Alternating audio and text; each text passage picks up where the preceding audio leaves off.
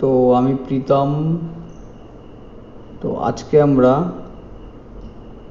NDVI কিভাবে করব এবং সেটাকে আমরা নিজেদের যে ওয়ার্ক এরিয়ার উপর কিভাবে অ্যাপ্লাই করব সেটা নিয়ে আমরা আজকে দেখতে চলেছি বা ভিডিও তৈরি করতে চলেছি। ঠিক আছে, তো দেখো কিভাবে কাজটা করতে হবে। এর আগে আমাদের এনডিভিআই এবং এনডিডব্লিউ এর উপরে আলাদা সেপারেট ভিডিও করা আছে, তো সেই লিঙ্কগুলি আমি ডেসক্রিপশন বক্সে দিয়ে দেবো।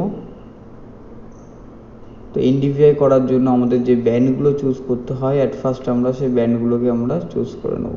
তো আমরা দুটো ডেটার উপরেই কাজ করব, 14 এবং 24। ঠিক আছে, দেখো আমাদের এনডিভিআই করার জন্য যেই ব্যান্ডগুলোকে আমাদের চুজ করতে হয় আমরা সেটা চুজ করে নিচ্ছি। 4, 5 যে ব্যান্ডগুলো চুজ করতে হয়। ঠিক আছে, তো দেখো এটা ভেক্টর থেকে আমার ওপেন হয়ে গেছে।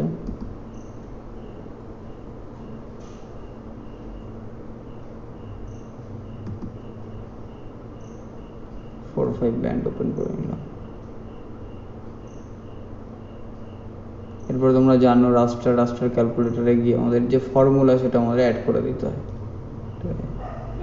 তো কীভাবে কী করতে হয় সব কিছু আগে আমার ভিডিওতে বিস্তারিত বলা আছে, আমি ডেসক্রিপশন বক্সে দিয়ে দেবো।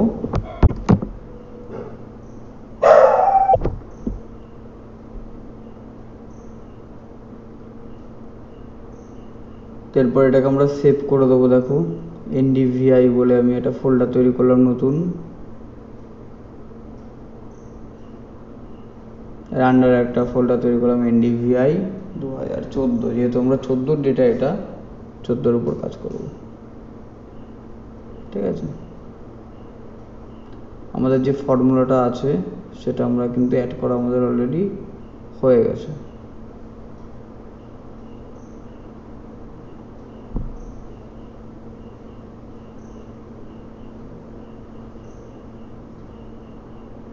দেখো আমাদের এনডিভিআই কিন্তু কমপ্লিট। এই দুটোকে আমরা রিমুভ করে দেবো। এরপর আমরা যাব প্রপার্টিজ, সিঙ্গেল ব্যান্ড করে দিয়ে এটাকে লিনিয়ারটাকে চেঞ্জ করে দেবো, এটাকে আমরা 1 করব। তো আমার বিস্তারিত ভিডিওতে আগে বলা আছে, তো ওখানে একটু তোমরা দেখে নিতে পারো। তো আমি এখানে একটু ভিডিওটা খুব লং হয়ে যাবে নয়তো, যেহেতু আমাদের দুটো ডেটার উপর কাজ করে সেটাকে স্টাডি এরিয়ার উপর অ্যাপ্লাই করতে হবে।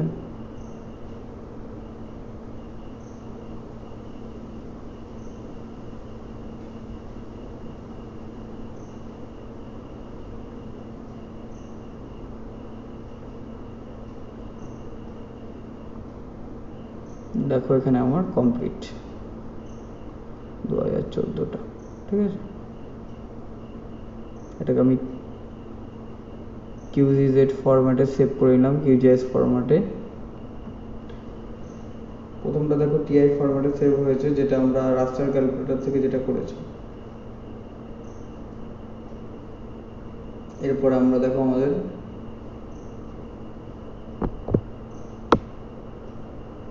যে ক্লিপ করা ভেক্টর ফাইল আছে আমাদের স্টাডি এরিয়ার, সেটাকে আমরা ওপেন করে নেব। তারপর দেখো ওপেন হওয়ার পরে সেই এরিয়াটা দেখো আমার ক্লিপ হয়ে গেছে। তো এখান থেকে রাস্টার এক্সট্রাকশন, তো ইনপুট লেয়ারে আমরা দিয়ে দেবো। কখনো এটাকে আমরা ক্লিক করব না, এখানে create an alpha band, output alpha band.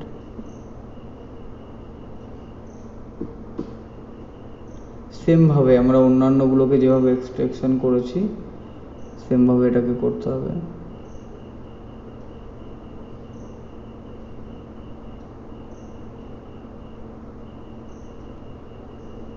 Save করে রান করে দেবো।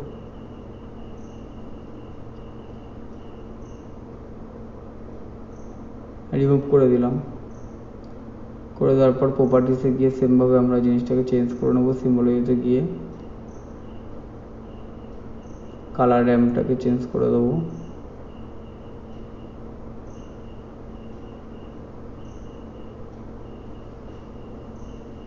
এই কালার র্যাম্পটা নিলে দেখবে অনেকটাই সুবিধা হয়। শুধুমাত্র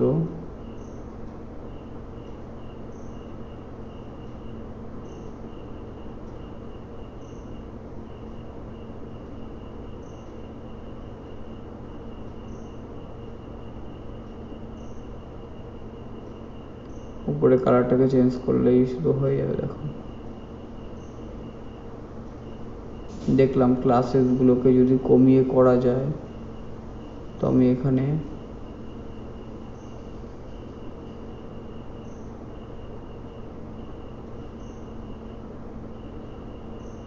চারটে ক্লাস নিয়ে কাজ করব। আমি অ্যাপ্লাই করে ওকে করে দেবো, বা 5টা নিয়েই করি, সেক্ষেত্রে দেখতে একটু বেটার হবে।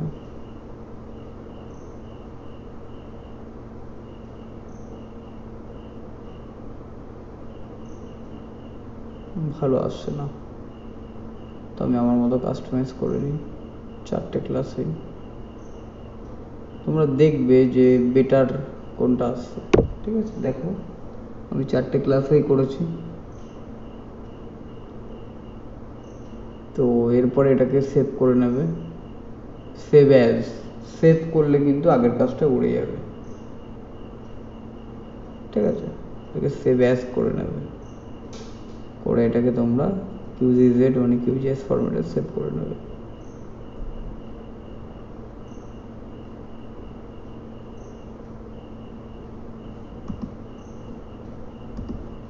তো সেমভাবে আমরা 2024-এর ডেটার উপরেও আমরা সেম কাজটাকে করে নেব। দেখো 24-এর উপর করে সেটাকে আমরা জাস্ট এক্সট্রাকশন বা ক্লিপিং করে নেব।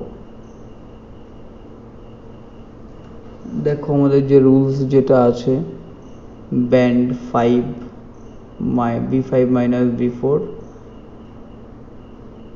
By B5 plus B4, same ফরম্যাটটাকে বা রুলসটাকে তোমরা এখানে অ্যাপ্লাই করবে।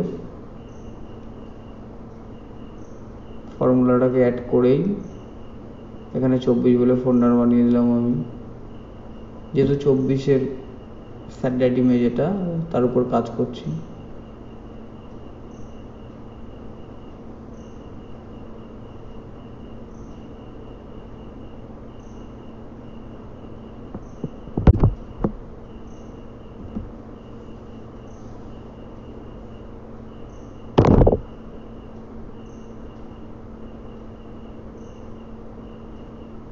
কাস্টমাইজগুলো নিজেদের মতো করে নেবে, আর তোমার এরিয়া যেটা আছে সেখানে কোনটা কি অ্যাপ্লিকেবল সেটা তো তুমি যখন কাজটি করবে তখনই সেটা বুঝতে পারবে।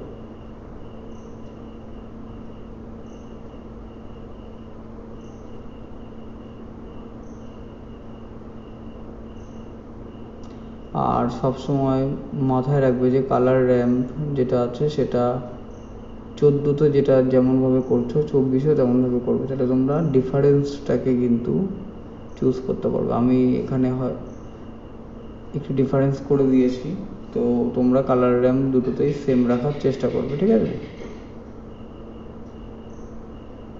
যে র্যাম্পটা নিয়ে কাজ করছো সেটাকে সেম রাখার চেষ্টা করবে। আর আমি এটাকে ক্লিপিং করে নেবো। তোমরা জানো সেটা আমাদের যে অলরেডি ক্লিপিং করা আছে সেটা ওপেন করেই অ্যাড করে নিয়ে করতে পারি। তারপর raster extraction clip raster by mask layer, এখানে এই সমস্তটা করে সেভ করে দেবে, হয়ে যাবে।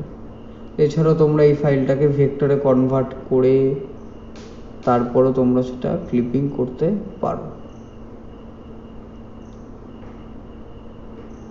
আমি রাস্টার থেকে আমি ক্লিপিং করে দিলাম।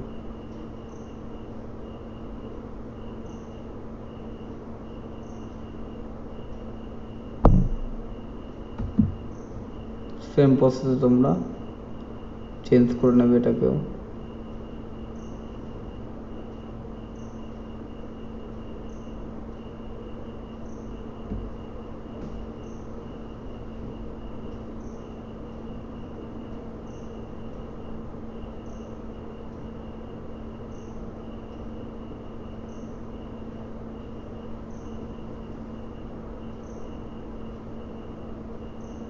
তারপর সেভ অ্যাজ করে এটাকে সেভ করে নেবে, করলে আমাদের মোটামুটি কাজ কমপ্লিট হয়ে যাবে। আর অলওয়েজ বলছি যে কালার ড্যাম যেটা আছে সেটাকে প্রত্যেকটাতে সেম রাখার চেষ্টা করো। তো তোমাদের পরে ডিফারেন্স যেটা আছে 14 এবং 24-এর মধ্যে সেটা ক্রিয়েট করতে তোমাদের সুবিধা হবে। ঠিক আছে,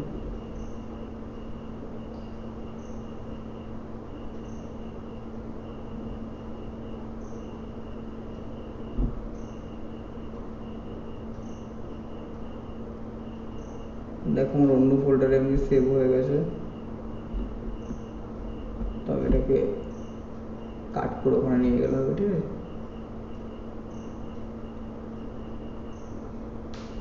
আমি আবার সেভ করে নিচ্ছি এনডি VI24-এ।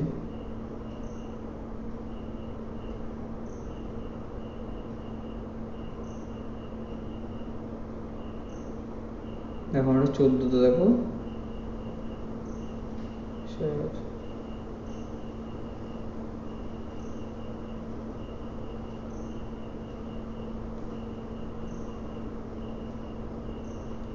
তো আজকের ভিডিওটি এই পর্যন্তই।